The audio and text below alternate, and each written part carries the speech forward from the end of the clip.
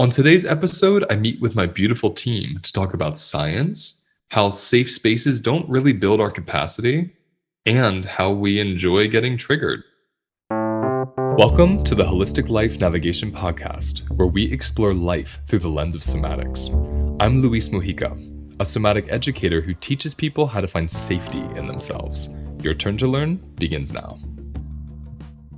Okay, my friends, where do we begin? Where do we begin today? We just spent an hour together. All you listening, we had our meeting and we had laughing our asses off. Because what was I saying? What did I want to do? Karaoke. What kind of karaoke? Hamilton. Public out loud. Public out loud, that's true. I just want to do a Hamilton themed karaoke. Yes. Like badly. Mm-hmm. And how intense that would be on the computer virtually. Oh yeah. Like people like lagging behind, like trying to like rap, through a lag. You would definitely go viral, and I'm not quite sure if that's good or bad, but it would definitely go viral. I would need an antiviral.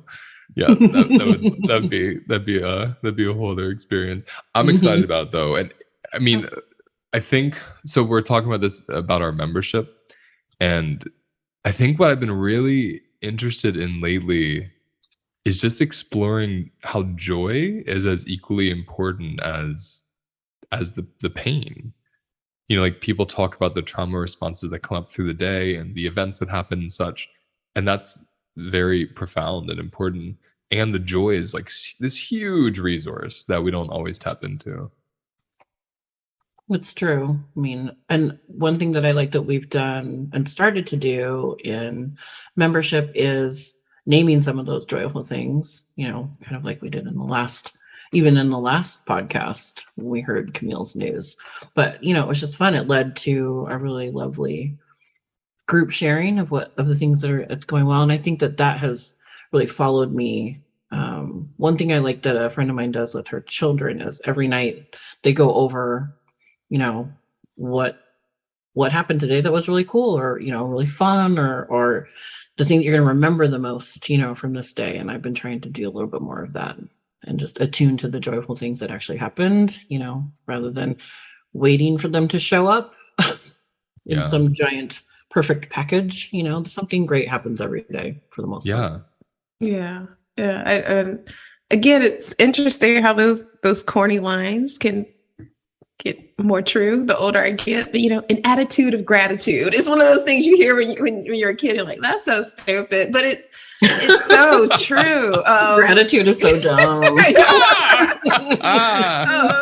But it really is like just to take a moment, like, oh yeah, this happened today, and I experienced that, or just having a moment to reckon, oh, I'm in this podcast, or whatever it may be. I find to be really, just supportive for my body. And what's been really interesting to observe in both the class and the membership is, to your point, we often talk a lot about having the capacity to be with trauma, to be with constriction and charge and activation.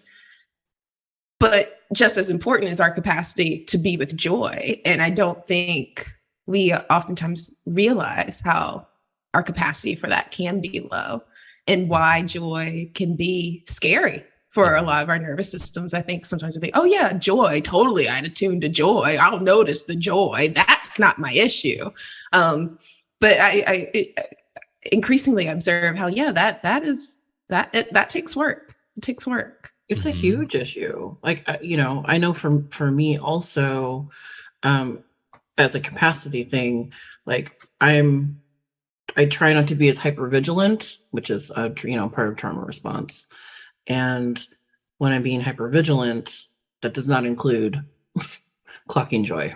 It's really just being hypervigilant for all the things that could be really threatening and dangerous, which is always hard when I'm in a joyful situation and trying to keep myself there rather than what could potentially go wrong or trying to make sure everybody's doing okay, in the room or in the group. I think is what fascinates me about somatics and emotions because joy is literally a defenseless posture. Like your physical being melts a bit and you open up. And when you're in that place, like you're saying, Marika, of hypervigilance, the whole posture is constricted because it's expecting something horrible. And so literally it's counterintuitive to the body. The body is like, why would I want to be joyful? Which means I remove all my protection when it's not safe, right? I have to be protected. Right. And it's amazing because we live in this extended reverberation of threat for years when there's no actual imminent threat. There might be overwhelm and stress and, you know, frustration, but the actual threat to life isn't there. Well, I also have not built, or I've seen that I had not built capacity for joy either. So when I would be like, you're going to do it, let's go, it's going to be this amazing, you know, once in a lifetime, whatever. And then being there and the feeling of joy being way too much for me to handle. And so like, and not really having the resources or knowing how to like, that seems like a strange thing. Like, I don't know how to deal with joy, but it really, I see a lot of people who have that issue. And now when I'm in it, I have to, it's like, oh, I can do this like a little bit. I can touch in, I can kind of come back out and be resourced. And go back in. But it did seem like I needed to go 1,000% into this joyful thing and just love it. Like, you know, and that none of it would. And I just, when I don't, it was so confusing, you know. Like, I think it's a when you say like capacity for it, I think the it that we're referring to is the capacity for the expansion. You know, because it's like there is a charge with joy, but what's strange about the charge of joy is like we expand while feeling it. Whereas when there's pain or frustration, like we feel a charge and we constrict around it. And that feels it feels better. It feels just like the right thing to do, to constrict around charge, to open into charge. Like, this is weird. So I think that's what I've experienced in myself. The capacity building with joy is like, can I expand while feeling the rush that comes with joy? Right? That's strange. Yeah. Yeah. Oh no, I was just saying, yeah, it is strange. Because when you're doing it, it's like you said, you know, you're expanding, and many people in the membership and course, even when they're like doing a practice with us, they'll say, oh yeah, I'm feeling so expansive and settled. Oh wait, but my brain is now saying this, or they immediately start to constrict against it, as we all do, because it gets to that point where it's just like, oh, this feels really good. Oh wait, this feels too good. Oh, we're setting ourselves up for danger or threat. And I mean, I've experienced that too. And it really is building that practice of, like you were saying, well, is it overwhelm? Is it concern?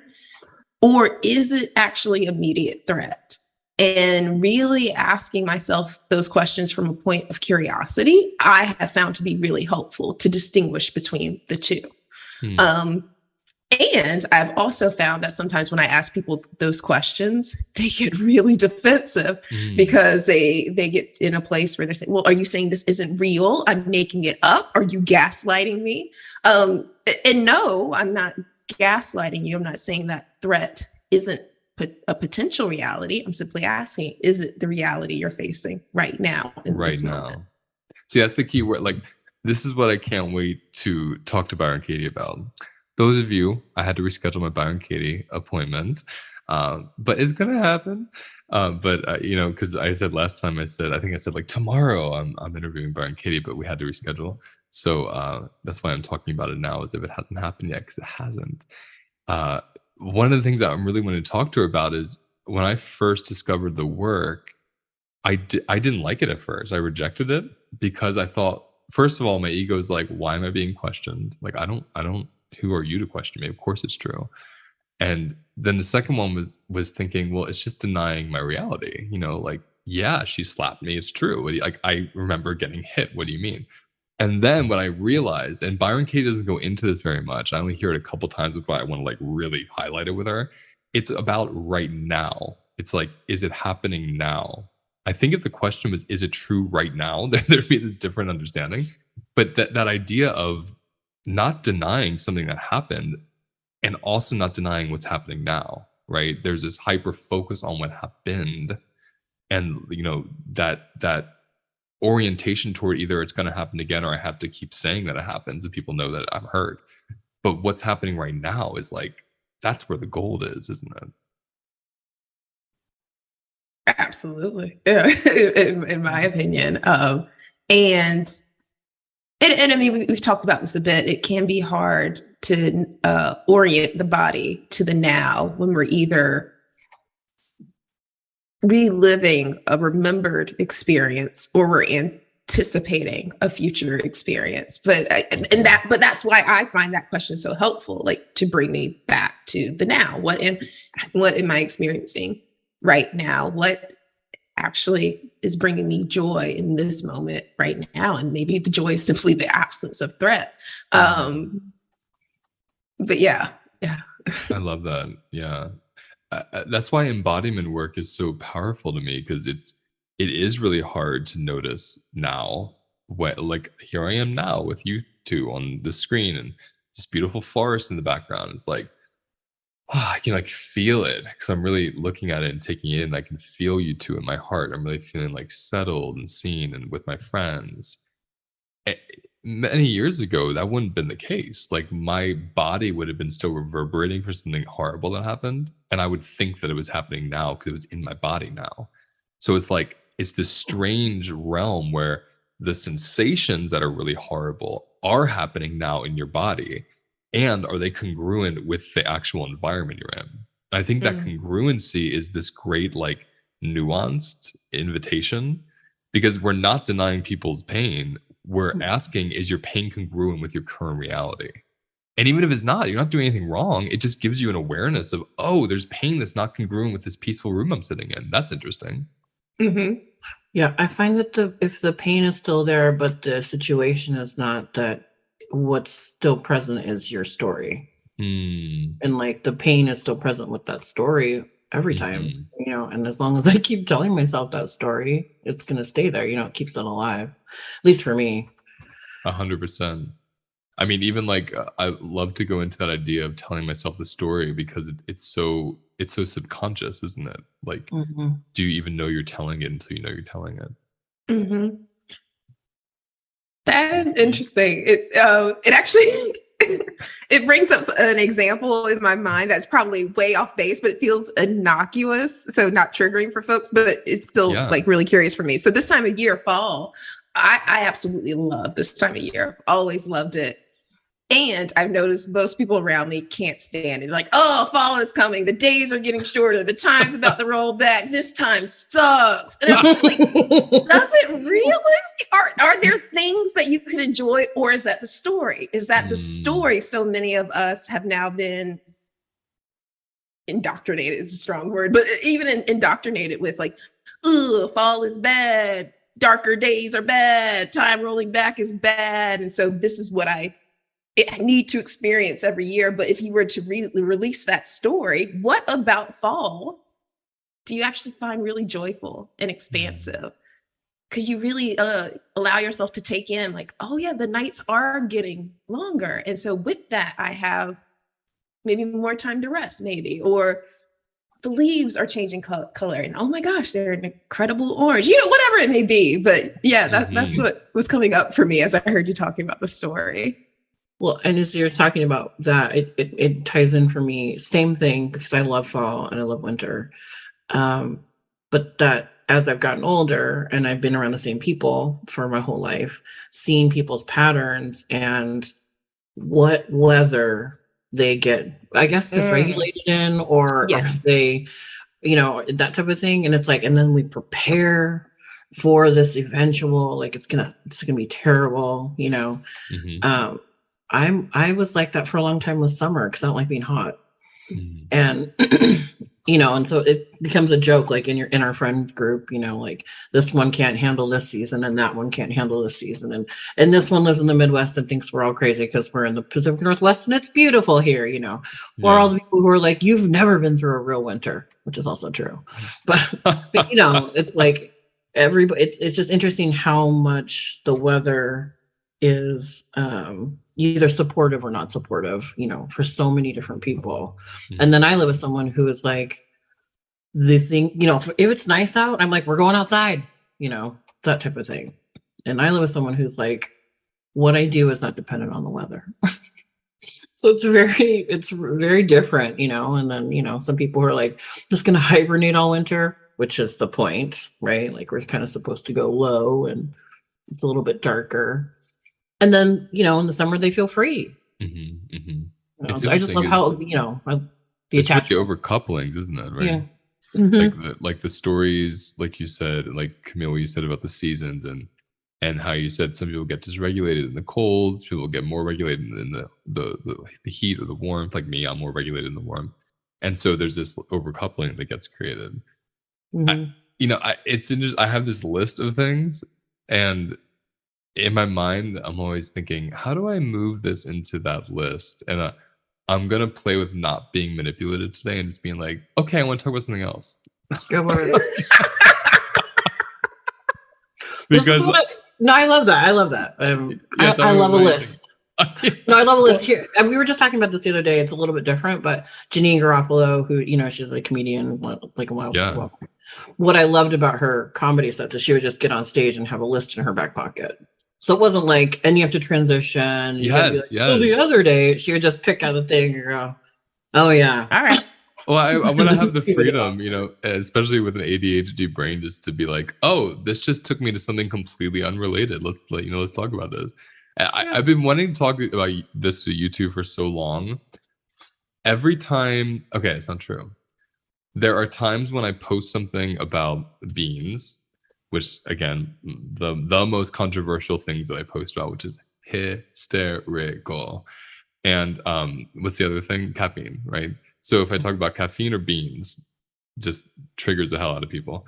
And one of the things that I'll get with those posts more than any post I have is, do you have any credible sources? Yeah. And I talked to Camille about this one time for a couple minutes on the phone, and this is super controversial, for people listening, because now science has been overcoupled with vaccinations, and if you're Republican or Democrat, like all these things. Yeah. And I'm interested in your takes on I'll just say my like honest feeling, and I want to hear what you two think. I mean, science is really just inquiry. It's just like questioning something and seeing what you get. And the institution of science is very interesting to me because it replaces people's intuitive sense of their own bodies and experiences sometimes. Well, if the science says it, it's so-and-so. That's why we smoked cigarettes for decades, because the science at the time was like, it's fine for you, because it was, being funded by the tobacco companies, until the science was funded by other people. And actually, it's bad for you. So when I get these questions, do you have any credible sources? I think, yeah, my body. Like my body is my most credible source. I'm just curious where you two go with this. I go my body, and I also attune towards indigenous cultures, who I think have more wisdom than all of us combined. And I know that they went pretty hard on and support, beings were really supportive in a lot of different cultures. So yeah. And also, yeah, my body. Like yeah, I'm similar. So for me, yeah, I'd encourage you to listen to your body. And a lot of these studies now are proving, like what Marika was saying, what indigenous cultures have known or experienced for a long time, centuries upon centuries upon centuries. And now we have quote unquote credible modern evidence to back up what they've known all along. But I find that when I say this, when people ask that, because I get a similar question in a lot of my diversity and inclusion work as well. Do you have proof to back up that being diverse and inclusive is good for business or is good in general? And when people ask me that, it's a signal to me that you're not ready for this work. And that's okay. You don't have to be. Like, I'm not. There's a reason I didn't go into sales. I have no desire to convince or influence anyone of anything. And if you don't want to do it, don't do it. I'm not here to try to convince you that you should. And if you can't listen to the sort of the intuitive logic of the connection, or if you are not willing to just take the space and experiment, I don't think one study that I put in your hands is going to change your opinion anyway. for me, I find it's just a means by which they're kicking the can down the road to continue to resist whatever information might be shared with them. And the other thing is exactly what science is simply the majority consensus at the time. And so things can continue and should continue to change. And so even if I put a study in your hands, that study, there is going to be another study that contradicts it, and information can continue to change and evolve over time. So again, what I find really helpful is applying the scientific method to your own body and seeing what works for you. See how caffeine, see how sugar, see how beans affect you. And if you like the effect, keep eating or not eating those things. If you don't like the effect, go ahead and incorporate them back again. And if people ask you, and this is what I find really helpful, is like if I'm starting to experience a change in my being, my nervous system, and people ask me, oh my gosh, there's something different about you. What are you doing? I can, I've been doing this, and this is really helpful for me. See how it reacts in your body. It may not be the same, but this is what's been really useful or helpful for my body. See, that's interesting because when I first started my private practice, I was a nutritionist. And so I didn't have a website. I didn't have Facebook. I didn't have social media. I didn't have email. Like I didn't have anything.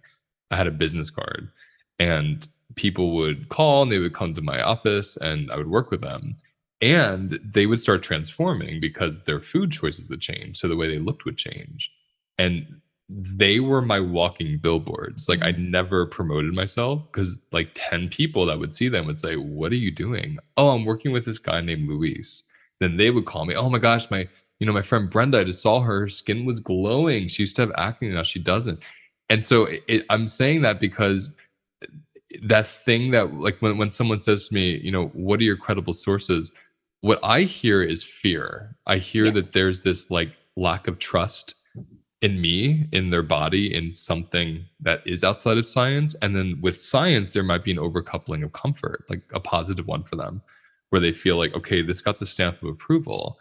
So now I can go into this thing without much mystery because I know the results are going to be. So I guess I'm saying this because it kind of comes down to being really comfortable with the mystery of your own experiences, which we don't have a lot of practice doing, right? Yes. Well, yeah. Ambiguity, at least say the Western world, is not our strong suit. I find that we oftentimes want A equals B equals C for everybody, everywhere, every time. And in my experience and observation, that's just not the way the human body operates. But that's what gives us a sense of security, that definite idea that something will happen or take place. And it can set us up for failure because if our sense of safety is, again, outside of ourselves, whether in science or in predictability, when that is gone, then our sense of safety is gone. Our sense of safety is conditional. Yeah, that's a big one. See that? Oh no, please go ahead, Marika. So I was just going to really agree with Camille, where I generally go, especially when I get questions from people who are already in a wellness space, and it's like, well, how come you don't do XYZ, or what about this modality, or what about this herb, or it's like at no point would we ever be like, don't do that. It's like there's so many individual bodies and so many ways to heal. What we want is for you to heal, or be on that path so that you can feel whatever it is you need to feel, free, or just not, or consciously making decisions rather than unconsciously through trauma response. And it's like you didn't invent somatics, and you didn't invent beans. So for them to go to you and say, how come you don't have XYZ, and all these studies and all these people standing behind you with it's I think you just saying it's the body and listen to your own body is just so in line with the practices that we're trying to teach people. Mhm. And I love it when people go, hey, I tried the bean diet and stuff, and beans just kind of don't work with my system. But I like the psyllium husk powder, or I found this other thing that works really well, but I'm still doing the somatics. Like, find the thing that works for you. That's right. I was getting lit up when you were saying about how there's so many different bodies. And I think you both said something that brought me to my next part of the list, but there's two different parts. Now I'm having this dilemma. I'm like, which thread am I going to follow? I'm going to start following this one that Marika took me to. And this is like, I'm so curious, especially as Black women, like how you feel about me saying this. Like, I really want to know where this goes for you. I'm like, when you said different bodies, my mind always sees the body as earth. It's just like the body is earth. It's the same composition of minerals. It has rivers flowing through it, the mountains of the bones. Like, there's so much that mimics the planet.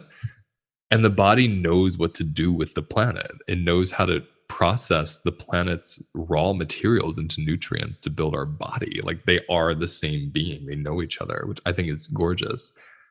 And when you were saying different bodies, I always get these flashes in my mind of, I see different skin tones, I see different body types, I see different cultures. And then where that really leads me to are places. I see different places. And I see things like, and we've talked about this actually with some of our students. Someone will say, what do you think about pineapple? And I'll say, pineapple is an amazing healing fruit in the Caribbean. And is not as healing in the Northeast when it's really cold and you're getting all that excess sugar, which would be sweated out if you were in like a more humid climate.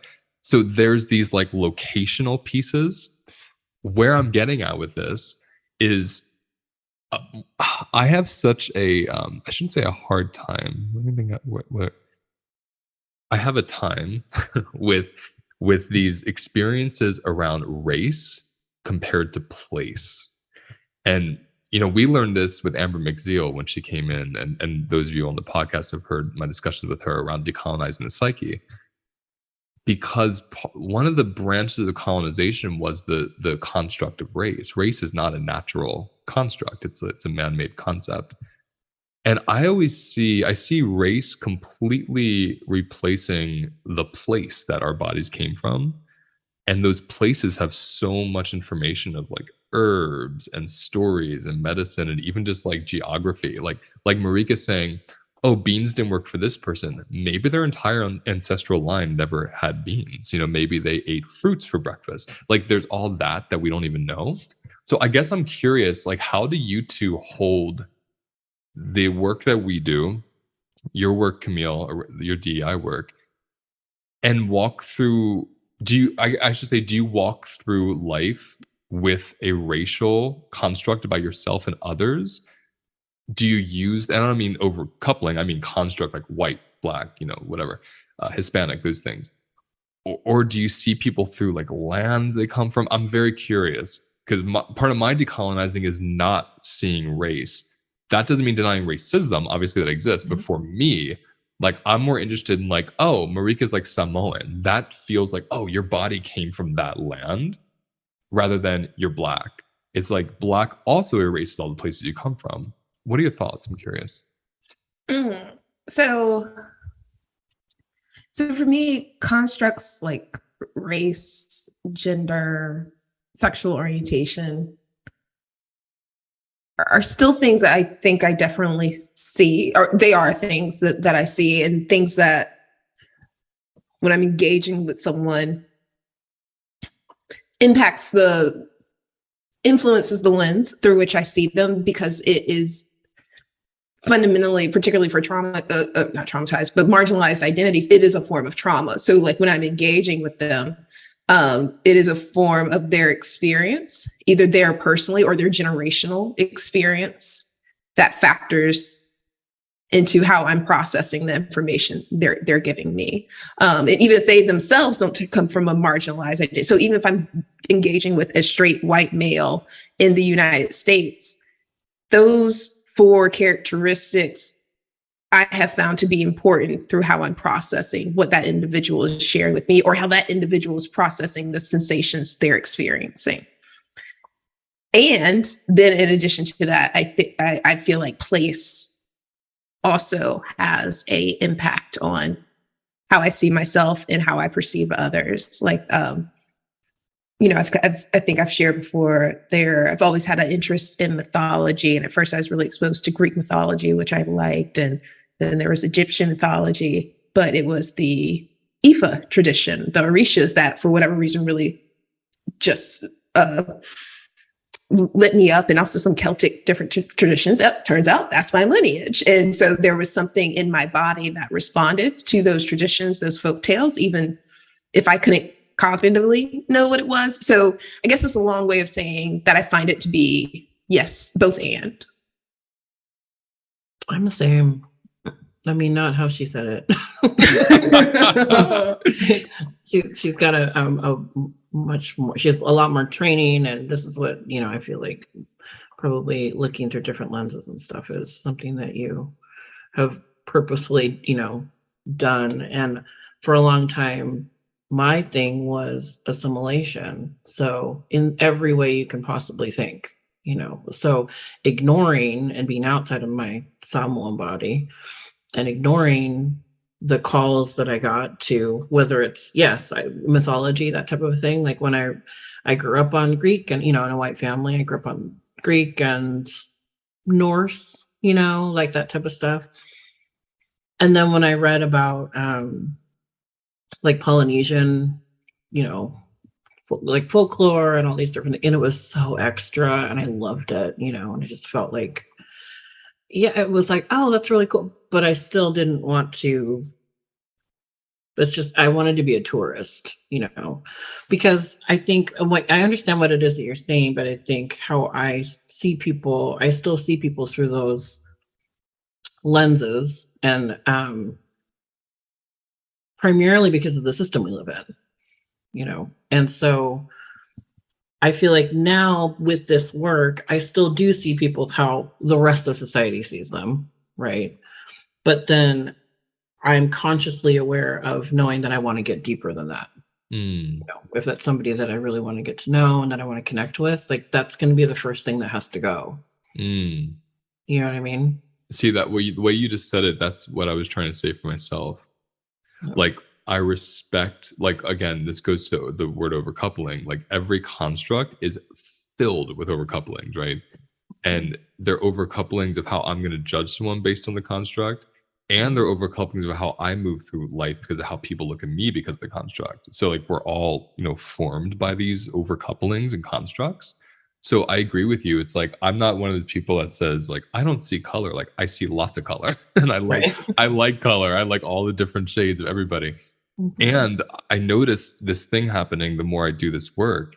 There's this place in me that can go so ancient, in the body, that can go so like timeless and without words or language, where I see another body as just like a gorgeous moving body of the earth before Black, trans, Hispanic, like all these things come in, that these limited concepts, which they truly are, which we've just created for the ego's job to organize things. Just like me even saying ego organize things, like all these words are just to help get a point across. So I love that. Like, I really do feel like I'm always in the middle, this liminal place of like, okay, I see the construct, I respect it. I respect that it's real for so many of us. And I can feel something so much deeper than this man-made construct. What are you thinking, Camille? See this little... For me, it just always goes back to the nuance. And the nuance, I think, is what can make people uncomfortable. Like, even going back to what we were talking about before, why is my body responding the way that it is to beings? Well, it could be several things. Let's be curious about, well, where are you right now? What's your lineage? What are all these different things? And then not just that, people, how long should I be sleeping? Or, whatever the question is, I feel like there are all these things that we can be curious about. Well, what's your age? What's your lineage? How long is the day where you are right now? Throughout your lineage, how long was the day typically? Like, there are all these things that could be factoring into the dynamic. And that's what's frustrating, because what people want you to say is 8.5 hours. No matter what. 3 cups a day. Yeah, exactly. 3 cups a day. They just want that. That's what was percolating in me as I'm listening. See, that's a great analogy, because like the idea of, okay, tell me to eat this 3 cups a day, and the reality of the nuance of the body is the exact same thing as what I'm seeing as like the construct and the reality of the human. Like, you know, I have so many friends from so many different backgrounds that don't fit any of the constructs. And then I have friends that fit it perfectly, and like they identify with it. So it just interests me to have a practice of, I guess, of seeing both, is what I guess where I'm getting at with this, from what you're both saying, is like, I'm curious about this too, because we play with this a lot in our classes and such. The inherent, accidental, covert oppression when I expect you to be someone based on something. Like, it just happens in my body, whether you're marginalized or not. Like, if I see, like, I've oppressed in so many ways, like many straight white guys, because of my overcouplings with straight white guys. So I would see them, and I have my whole story about who they were, and I'm like, that person I'm not going to give my kindness to. I'm going to turn my shoulder to. So it's like these little covert, violent resistances against someone. And so I've just been so interested this last 2 years, especially, of like, can I see both and like, can I let you tell me how you see yourself? Right? And Marika said something like, if I don't know if these were your words, but you said, if I want to relate to that person, or I want to connect deeply with that person, I have to go beyond the construct. And that's what I get interested in, is, okay, you can still tell me how you see yourself, and I can still see you differently, for better or worse. You know, so I just get curious when it comes to relating, how do you two hold that with all different people? I'm just curious where that goes for you. Like, how do you look at someone that experiences pain because of one of their constructs they are in, based on how they've been treated and how they see themselves? And you look at them and you're like, I think you're gorgeous. You know, I don't think there's anything wrong with, like, what's that like for you too, if you have those experiences? That actually, what I've really been experiencing or noticing, I've probably been experiencing for a while, but I've been starting to notice a lot more lately, is when I'm engaging with people and we're working somatically to explore some sensations in their body, or to help them build the capacity to be with those sensations. And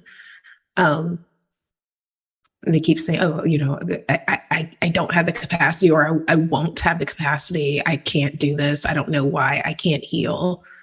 All that comes up in my body is that all the wisdom you need is in your body. Like there's a knowing in my body that it's in your body, and it doesn't matter what I say. That's right. There's nothing that I can say to convince you of that. So sometimes, even when I'm sitting with people who've experienced, whether it's marginalization or any sort of trauma, it can be difficult to want to support them and to support them along the path of finding the safety in their body, when I feel it like immediately, like it's there. Oh, I wish you knew it was there. And that's what's, when you ask that, that's immediately what came up for me. That's beautiful. What about you, Marika? I mean, felt like between the two of you, I lost the question. Yeah, you can say whatever you're feeling about anything. Oh no, I just thought where I went was, how do I treat people that I thought were going to be monsters? You know, like, and everyone has their picture of what that looks like in their minds, and often it is a white guy. I mean, at least in my group of people that I know, like, and that's because of real life things that have happened to us. That's because of real life experiences that have happened to us. And also, hilariously, we're all married to white guys. I'm married to a black guy. Right. Well, yeah, not her. Yeah, not Camille. No, you're not. I'm just speaking of my friend. Yeah, out of my friends, like, where it's like, oh, how did we end up? How do we get there? But Yeah, and so like when you were saying about I see some dude and I just immediately have a story for that person. For me, it's I might notice the story, or might not, but I do try and give kind of benefit of the doubt to anyone, because a lot of the times I end up telling, it's either I'm saying it or someone saying it to me. He was XYZ, but he was actually really cool, or he voted for so and so. We actually really connected, So there was just some instant thing that you thought you were not gonna, people are more than one thing. And so it doesn't surprise me anymore when I've like had a story for someone, then I'm like, oh, we connected over all this stuff I didn't even think we would, I'm just glad that I'm still open to meeting all kinds of new people, because I think before the pandemic, I was very, myopic, like, here are the safe people to hang out with. And being able to sort of peel away that a little bit with still having a little bit of safety, in myself.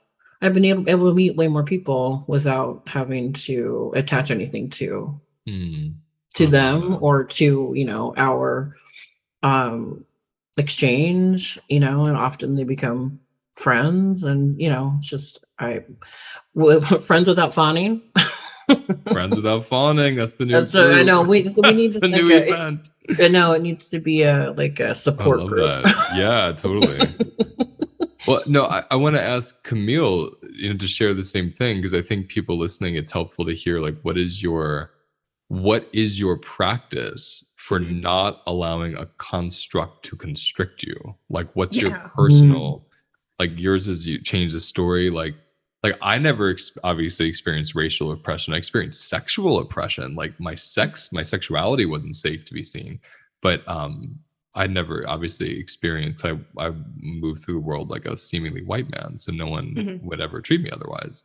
But I saw it in my family, but I didn't get that. So it's like I had to do so much uncoupling and really playing with the feeling the now around specifically men, because that's how my sexuality was oppressed and abused. So it's like I think for people listening, it's nice for someone who experiences, like I experienced like the queer construct and all the trauma that went along with that in the 90s, especially before it became cool. Like now it's like in to be queer now, which like shocks me. So it's like I know what it's like to have that curse of the construct where you feel constricted by how people see you, to the point where I'm not even seeing myself for my own beautiful queerness. I'm seeing it for how everyone's telling me it should be seen, how I've been treated. So like where did that go for you, Camille? Like how did you seemingly have arisen from that? You don't seem like you're stuck under that easily. I don't know. You tell me. Yeah, it was definitely a process. I would say first I really got comfortable with dealing with different folks who had different identities, or even people who were just really antagonistic as it related to diversity and inclusion. And it really, the Yoda quote always helps me, fear leads to anger leads to hate leads to suffering. And so that helped me to really orient to the fact that their reaction doesn't have anything to do with me. It has to do with the fact that there's something that they're scared about, something that they may not even be able to articulate to themselves, let alone to me. So really orienting to the fact, okay, there's something they're really scared, threatened about. They may actually feel threatened by articulating that fear. Can I create a space where maybe we could actually get to a place where they can begin to articulate that fear to themselves and maybe to me? That's what really helped me to orient. And even when I was still in corporate America, it got to a place where I realized with this work, I may not get fired because of it, but I wasn't going to get promoted because of it either. And so when I released that idea of like, oh, I really want to move up in the company, or that also freed me up to sort of ask those questions or create uncomfortable spaces or challenge people, some of their preconceived notions. And then actually moving from working within corporate America to working with corporate America only continued to free up that space, because when you're working in corporate America, so your safety is external to the perceptions of others. Your success within that organization is dependent on other people seeing value in you or not feeling threatened by you or playing that political networking game, whatever it may be. But when you are working outside of that construct, you're not dependent on that for your success. So you don't really have to. You don't have to weigh both sides of that scale. So yeah, those were the two things. One, remembering that their reaction was more than less rooted in some sort of fear, and then also changing where I was in the organization or changing what I was expecting or wanting out of that organization also allowed me to orient to them a little bit better or differently. That's so powerful. When you were speaking about the fear, it took me back to this book. Have either of you read Richard Bach's books? Mm-mm. It's like Jonathan Livingston Seagull was the famous one. Oh, okay, yeah. I'm thinking it's like your parents didn't show you that, Marika. Yeah, I had the album. We had the album on vinyl. I can see your mom just grooving to it. Mm-hmm. But I in one of his books, I forget, someone gave me like all his books to read when I was like 19, which I think is the right age to read them. And I opened up the first page and it said, "Hate is love without all the facts." And I remember thinking like, that is powerful. And it brought me back to some of my most traumatic experiences, which weren't actual moments of like sexual violence, but it was when I would go to school the next day and these boys that did that would then tell everyone in school that I came on to them because they were so terrified that anyone would find out that they even, were considering, being intimate with another boy. They had to turn everyone against me. Yep. And when I read that quote, I remember thinking, that's what that was all about. Like I always felt it, but I didn't have anyone say it. So that's been super healing for me as well, is to see hatred and violence and aggression from a root of fear. Of course, not to be like, I'm okay with hatred. Like, Exactly. Yeah. I'm not going to like accept your hatred to me. I'm not going to fight your hatred to me, but I'm not going to like, provoke it or condone it. But I understand it. I understand you're terrified of me. Like something about me, based on what you've been told, terrifies you. So in this situation, I'm actually the better one off because I'm not afraid, even though I'm being hurt. Yes. Yeah. You feel yeah. that? Totally. I mean, again, hurt people, or, who are you to get to live in your authentic, unapologetic truth when I'm sitting here conforming as well.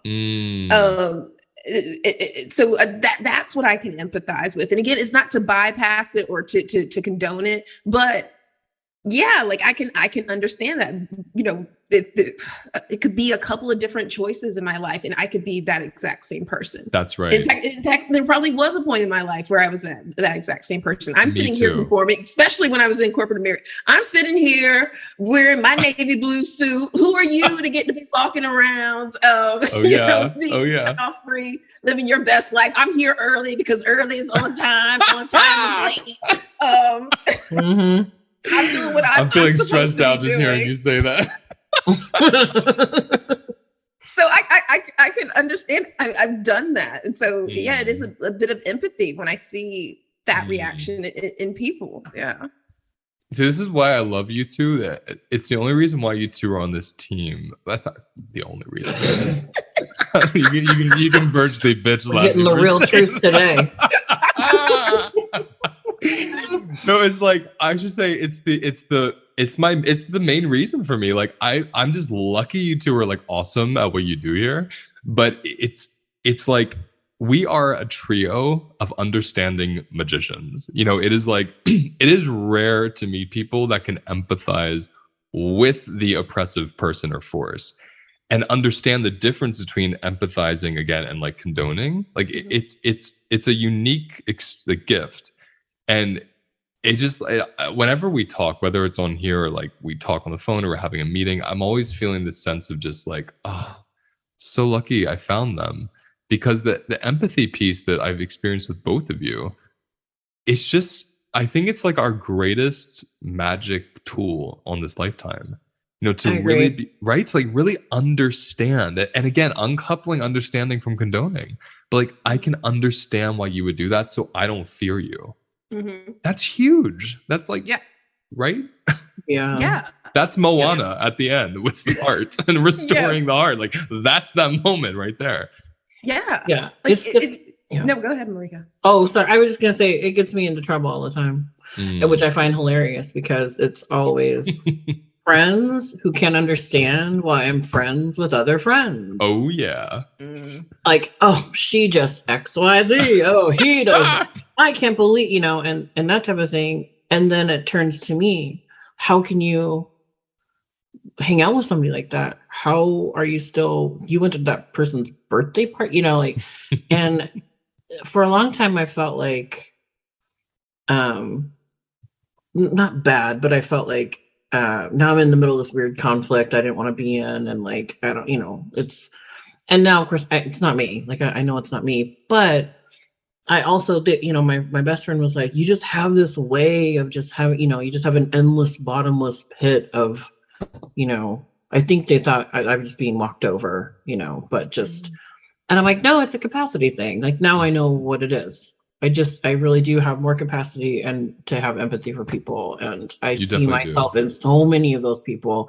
And the funny part is, every single person who has said to me, I don't know why you're friends with that person, someone else has said to me about them the same thing. Oh, it's so funny. It's always like, I wish I could do a diagram for everyone to be like, no, you were a problem for him, and he was a problem for her, and they were a problem for these people, and this is not my problem. And we make up this beautiful tapestry of reflectiveness of one another's negative traits. Yes. And I kept thinking, should I not be you know, like, well, one is my resentful, like, I'm going to be friends with whoever I want. But also, like, not understanding, like, oh, am I just being walked over all the time? Like, or do people really see me as, you know, I shouldn't be friends with certain people? And it's like, oh, no, this is just other people's ideas of who I should spend time with. And that's my business. So, that's right.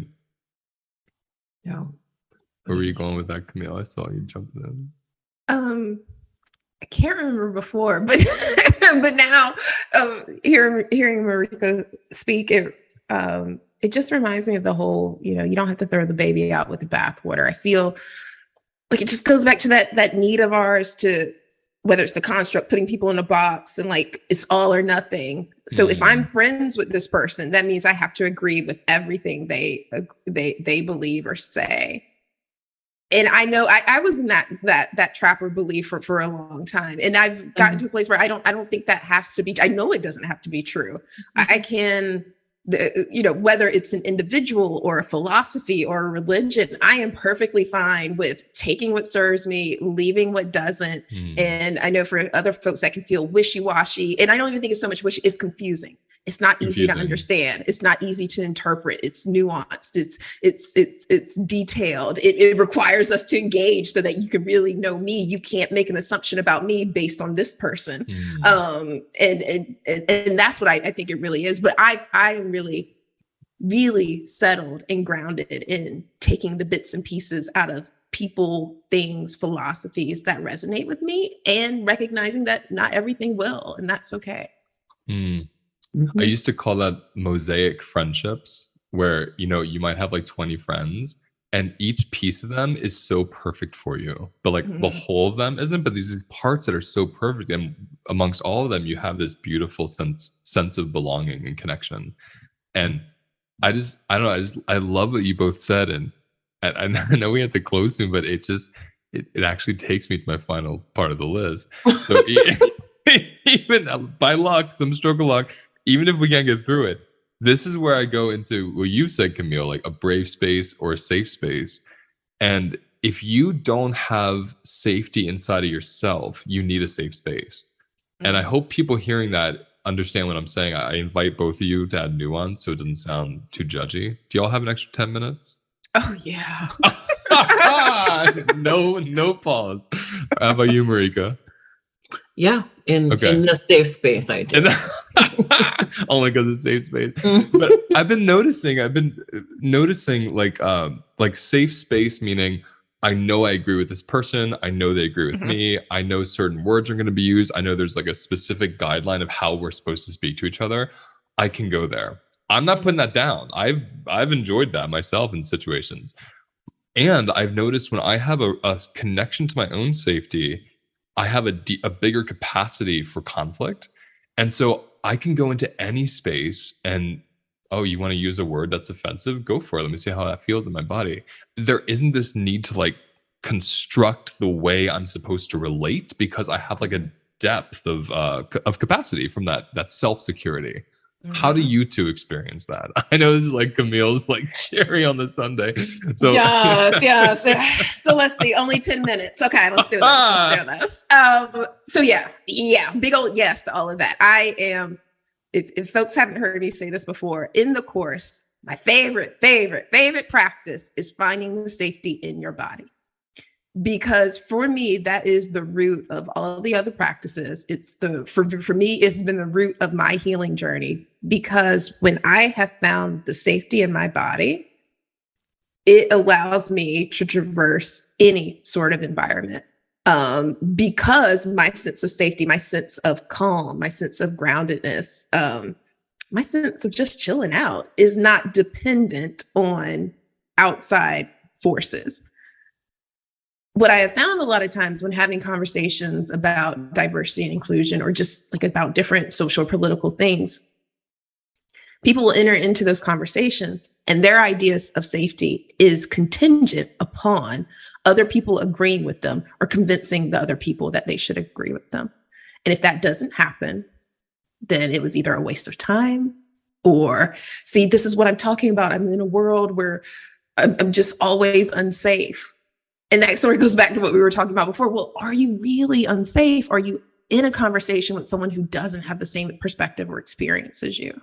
Not to say that that person may not do something unsafe to you or another person later, but right now in this moment, someone shared with you that they don't have your same experience or they don't understand. That's it. And I can understand why there's frustration, why they don't understand, because it seems so obvious and apparent to you. To you. Exactly. And this person just said they don't get it. That's I want to all pause that's that happened. because you said this one liner just there. You were like, someone has expressed that they, how do you say that they don't agree? That they don't agree with you or they haven't had the same experience as you. That's it. Someone has expressed they don't have the same experience as you. I just want everyone to hear that so they can really feel for a moment. Like, someone doesn't experience some aspect of life the way I do, whether it's sexual orientation, whether it's political, race, class, geography, what people should learn in school, like whatever it is, they experience it different than I experience it. That's all that's happening in that moment. Like, can we really just take a moment to feel into that together? Because this is where I agree with you. The finding safety in yourself changed my life and continues to, because from that place, I'm like, oh, I don't depend on you sharing my experience anymore. So I can kind of like be curious about why you don't experience it the way I do. Then I might learn that, like, oh, that person was abused for like 30 years by a nun. That's why they hate Catholicism. Oh, I get it. I get why you have this idea. Whereas someone else has this beautiful experience of the church and they just like devoted to their religion. And just to use like a simple example. Yeah. It's important to me because it uncouples threat from disagreements. And our bodies can't tell the difference often, because if someone disagrees with us, a rush of adrenaline and charge goes through our body because of what's happened in the past with disagreements. Yes. And that adrenaline, that rush, that's actually the feeling of unsafety. It's in you. It's not the other person doing anything. And that's why the finding safety in yourself, that's why the finding safety in yourself is so powerful, because like, oh, I'm the one creating the danger. I shouldn't even say I'm the one. It's in my body. It's not in the room yet. It's in my body. I'm just getting blown away talking about it. So tell me what you're hearing, Camille, then we'll go to Marika. Because what you're saying really resonates with part of what I teach in some of my diversity and inclusion workshops is remembering the difference between a conversation and a debate. Oftentimes when it comes to conversations, quote unquote, conversations about diversity and inclusion, they're really debates. That is the only reason we talk about race or politics or religion is with the intent of convincing someone that I'm right or converting them, changing their mind. Whereas a conversation is simply an exchange of perspectives and experiences. And you may walk away with the exact same beliefs and opinions that you entered into it with. Most people, a lot of people don't have the capacity for a conversation because they feel much safer in a debate with that constriction, that activation, with the goal of changing someone's mind. Just again, it goes back to the idea of ambiguity, just to have a conversation for the sake of exchanging experiences and perspectives. What am I supposed to do with that? That's intimate too. That's intimate. Yes. Like I go back to that episode with Bill Riddick, where he like successfully helped KKK leader, not just a member, but a leader for like decades, denounce his membership because he created this space of curiosity and treated this man with like utmost respect, even though Bill Riddick is a black man and this KKK, Klansman. Bill Riddick treated this man like I remember he said in the interview, either in the interview or off the interview, I think it was he's like, oh no, it was in the movie. They quoted him saying like, if you don't treat him like your brother, you too will learn nothing. And I was like, that was everything to me. It's like, yes, like we're all related. Like, can you go into this relationship with a conversation and curiosity rather than that constriction? That's why you're really a DEI unicorn. Like, Marika and I say this all the time behind your back. We're like, she's a DEI unicorn. Because so many people I've met in the DEI world, bless their hearts, they're working with a safe space and they're not building capacity to get to a place of curiosity yet. They're just trying to create rules so people don't offend each other. That's not sustainable. I respect it, but it's not sustainable. And so I just love, we'll have to talk more, on another episode just about this some more. I know you can talk for years about this. Marika, what's going on for you over there? What are you hearing or want to add? Well, I live in a notoriously, safe space loving city, or, a performative city. So I actually get a little triggered by safe spaces when they're like announced ahead of time, or or this is a safe space, because I know the people who crave those spaces could be easily dysregulated, and I brace for those moments when I'm in there. Does that make sense? Oh yeah. I'm going there in my own mind. I'm like, and so I just get a little too charged because before, if it hadn't said a safe space, I wouldn't have been like anticipating conflict, right? and not that that's what happens in safe spaces, but it's like what we're trying to do is make sure no one is dysregulated at any moment. You're right. And that's really hard to do with lots of individual bodies. And so you're right. It is just, do you check this box? Maybe it's not you voted this way, but more like, we're here for a specific thing and we all believe this one thing. Okay. But, I just sort of I always wonder what people who need the safe space, and to the announcement of it's a safe space, what an unsafe space actually looks like to them. Because I think the story and the fantasy gets really blown out, and you watch movies that over dramatizes it, and and like I haven't ever really seen a lot of movie like conflict in real life. Like how it goes down on the sidewalk, or how it goes down in front of the whole PTA, or whatever.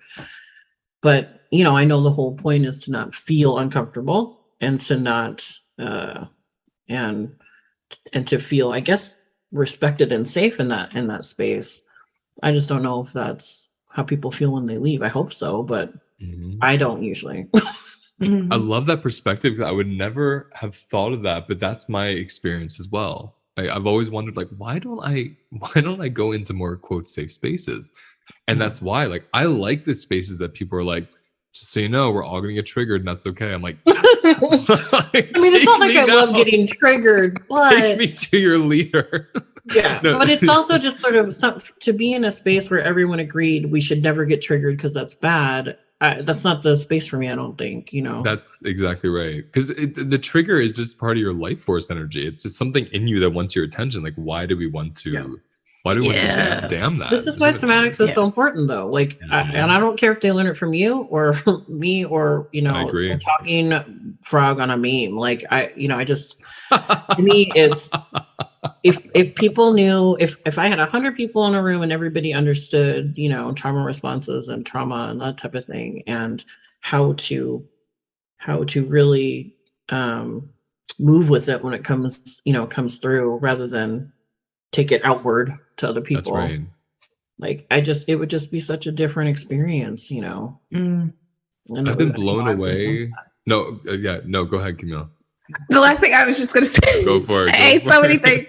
It just really brings up for me the cycle, the ebb and flow of rupture and repair. I know I think for many of us, we just want to be in repair, or we think rupture's a bad thing, a thing to be avoided. And I'm like, rupture's not bad. There's so much wisdom and learning in rupture if you're in that regulated ebb and flow, that regulated cycle of going back and forth between rupture and repair. So again, I think that's sort of that uncoupling, that rupture, disagreement, different perspectives doesn't have to be bad. I love that. I mean, I go as radical to say like rupture is necessary for life. I don't even think it's like a good or bad thing. I think it's like it's just like the sun coming up. It's gonna happen. It is. Exactly. It's that natural. And I think in terms of an herbalist, like when I was studying and training a long time ago to be an herbalist, I used to love this phrase disturbed soil, because what you would learn about is, over the course of a century, longer of course, but over a century, all these herbs and trees, they let go of their seeds, and these seeds are just dormant in the earth. They're just like hanging out there from sediment that's pushed them down over decades. And disturbed soil brings them life. The destruction of the soil, the aeration of it, the light coming in, the rain, all these disturbed elements that are, if we think of it in our bodies, like the rupture, the boundary violation of the shovel or the foot or the claw going into the soil, actually gives birth to these dormant seeds. So when I think of a trigger, it's the same to me. It's like, oh, something has disturbed what I thought was a peaceful earth in me. It's a seed that's literally branching up, sprouting up for me to see it. It's some kind of wisdom for me. And there's nothing negative about that, unless you're taught to fear those parts of yourself, which we all were. I feared those parts of myself until I did this work. So if that sensation is so mysterious to you and you overcoupled mystery with death, whenever we feel those sensations, we're going to overcouple them with some form of death, whether it's like, I'm going to have a heart attack, people are going to think I'm weird, I'm going to lose my job, whatever it is that comes up when that rush comes in. But then when we notice, oh my God, this rush is just nature. It's like necessary for my survival in life. I'm like, hey, Rush, how you doing? Let's go for a walk. I want to get to know your name. Like, what's your sun sign? What's your favorite song from Hamilton? And then we just become friends. It's like, so I would love to hear from you too, even though I said 10 minutes. You know how I am. I'm a horrible linear time addict. I'm a non-linear time addict. What are your thoughts about that piece, with this trigger being helpful and like part of our life? Oh, totally agree. Like I'm a big proponent of, I like cycles. I like rhythms. And for me, that rupture repair is another cycle. It's another rhythm. It's like you said, it's not good or bad. It just is. And rather than fighting the cycle, rather than fighting the rhythm, is to, for me, it's like learn the flow, learn the dance, observe the wisdom, become a part of the wisdom. That is just really what resonates with me. And actually, I'll open my diversity and inclusion workshop saying, like you said, you're going to get uncomfortable. Let me just let you know. And when you get uncomfortable, recognize it. Take a moment, check in with yourself, ask yourself, why am I getting so uncomfortable right now? Is this because this is a topic I didn't know a lot about and I'm feeling ignorant? Or is it because this is bringing up a past experience, whatever it may be, but I encourage them, acknowledge when something we're discussing about race or gender or religion makes you uncomfortable, because there's actually no benefit in suppressing or ignoring that discomfort. The work is in being with the fact like, oh, it actually makes me really uncomfortable to talk about race or gender or whatever it may be. and it can be surprising to a lot of people. And then they're like, oh, wow, this is the first DEI workshop where I really focused on being uncomfortable, and it changed the way I perceived a lot of the information I was receiving. Right, because if you're going into an inclusion meeting and you feel uncomfortable, I must be a horrible exclusive asshole. Exactly. Whereas like, no, my discomfort is part of me and it's going to teach me how to relate better. That's the process. I always say lean into it. That's how you know you're doing DEI right, when you're feeling that discomfort. Yeah. This is why I'm lit up that you're training to be a somatic therapist, because for you to bring somatics into the DEI world, that's what's grossly missing. You know, for people that have a way to feel comfortable when they're uncomfortable, or I should say build capacity for the discomfort. Yes. That's, I mean, it's going to shift everything. If it hasn't started, I don't know how much you've incorporated yet, but it's going to shift everything even more. I hope so. Marika, what are you thinking over there? Oh, we were talking about the triggers? I'm especially curious for you, like, because you've been doing this work for about 3 years with me. I say through me, not really with me. But yeah. Mm-hmm. It's like, what is it like for you now? 3 or 4 years. Oh, you mean like when I'm triggered, or? Yeah, like how do you relate to your trigger now compared to how you used to? So my example would be being triggered by my husband, and spending days of just being in it and holding on to it. I'm not willing to, you know, and disassociating and doing whatever it is, you know, overeating and all the stuff, before getting to a place of being able to talk and repair together, right? And feeling uncomfortable the whole time because I don't, you know, it's like, oh, maybe I saw the part I had in it, right? Or maybe I saw like, oh, it's a pattern or something like that. And so now my thing is, I don't like being uncomfortable. So the faster I get to work, the less uncomfortable I'm going to be. And so when something comes up, it's like, okay, maybe I'm feeling it. I'll say something to my husband, like, here's how I'm feeling. Let's talk about it in a little bit, you know.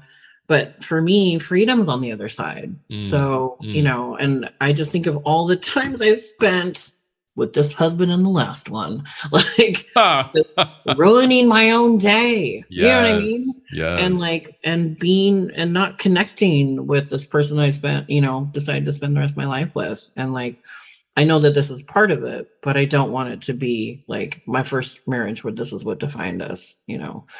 And so now I'm like, well, the quicker I can kind of march through it, feel it, figure it out, journal, whatever it is, and get to the repair part, like, I think that that's a really good use of my time in my life, you know?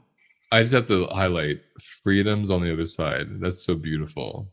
Because it's like if we're allowing ourselves to meet that feeling that's so painful, it just like it moves through. I mean, it to this day doesn't stop shocking me. Every time I get triggered or I have a rush or something painful, I'm like, okay, let me do my practices. Let's just sit with it.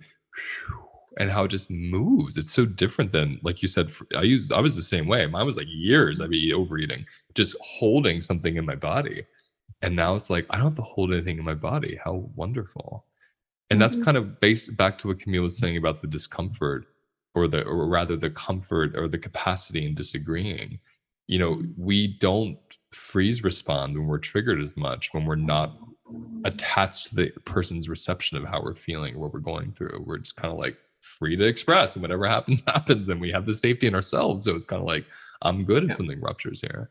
Well, with somatics as well, like, and I think people would know this with or without beans, like mine is with beans, but it really has shaved off the super high highs and the super low lows. Oh yes. So I'm doing this in my relationship, in work, and wherever it is, rather than, you know, the insane up and down that is kind of uncontrollable. Right. So it is a little bit easier once, because it is a practice. So the more I've done it, you know, the easier it's been to jump into it or drop into it, you know, without having to resist. I'm getting lit up. We have to close, but I'm like, this is for real. This time is not a rehearsal. We're not closing. Playing. But this is what's so funny. As Marika's talking, I'm just imagining, what if I'm a first-time listener and I click on this episode, and these people talk about beans like 20 times. Like, what kind of bean cult is this? Like, what is this about? We're not going to tell you what it's about. You have to find out. But no, we're going to say. Well, I was going to say, like, how many times my friends are like, now that you're in sort of the wellness space, what's the strangest thing you've come across? And there's a lot. But considering like hiring a bean protocol coach was probably the one where I'm like, I'm out. Oh, I'm done. My goodness. Which I think is, I mean, and they're amazing. But I'm like, if I just said to someone like, oh, I gotta go. I got my meeting, my weekly My bean consultant. protocol coach. Right? Everyone's like, I'm going to the gym. I'm going to pick up my kids. Oh, I'm going to go talk to my bean protocol coach. Like, no, that's not. You told me 5 years ago. That's where I would have been. Woo! Oh, okay. That's the perfect. We're going to close on that line right there. We're finally closing. I have nothing else to say after that. Next time, I do want to talk about my revelations from rewatching Honey, I Shrunk the Kids. Yes. There's a lot of revelations, and I know you two are going to be fun to talk about it with. Oh my God. Okay. Well, I can't wait. Yeah, my friends, say goodbye however you want to. Goodbye, everyone. Bye. Happy fall. Happy winter. Happy fall, happy winter. Absolutely. Happy triggers. Happy triggers. That's the end of today's episode. Now let's take a moment to notice where we feel the episode in our bodies. Close your eyes. Take a breath. And let whatever wants to come up, come up. And remember, those sensations hold the wisdom that we're looking for. If you want to go deeper, visit holisticlifenavigation.com.